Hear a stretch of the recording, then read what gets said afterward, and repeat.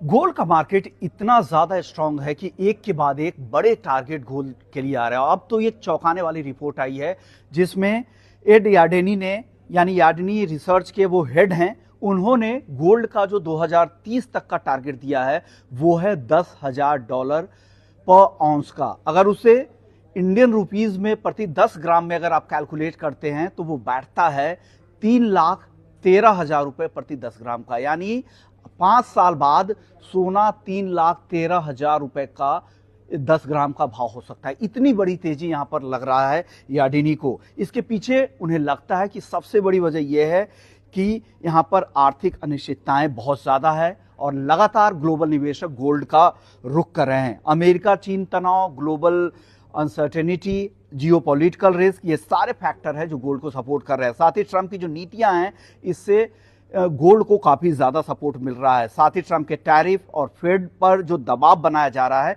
इससे भी गोल्ड को काफी सपोर्ट मिल रहा है। चीन की रियल एस्टेट दिक्कतों से भी गोल्ड में निवेशकों की दिलचस्पी बढ़ी है और रिस्की एसेट्स की बजाय गोल्ड उनको बेहतर सेफ हेवन बाइंग लगती है। इसके अलावा कई देश अपने फॉरेक्स रिजर्व के तौर पर गोल्ड की कोई हिस्सेदारी बढ़ा रहे हैं। गोल्ड को करेंसी के तौर पर इस्तेमाल किया जा रहा है। यार्डेनी ने यह भी अपनी रिसर्च रिपोर्ट में कहा है कि गोल्ड को उन्होंने गोल्ड पुट कहा है। यानी गोल्ड पुट यानी सेंट्रल बैंक की गारंटी। पुट जैसे एक इंश्योरेंस की तरह काम करता है।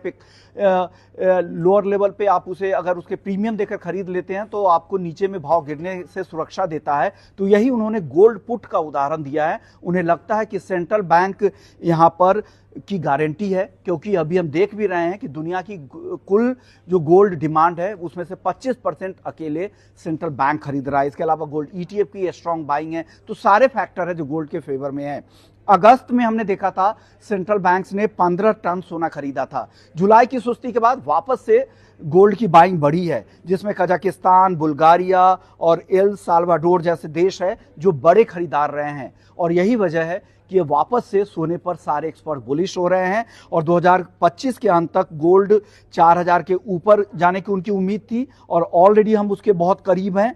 और अब 2030 तक का जो उनका टारगेट है वो है $10,000 का। यानी घरेलू बाजार में 3,13,000 10 ग्राम की कीमत हो सकती है।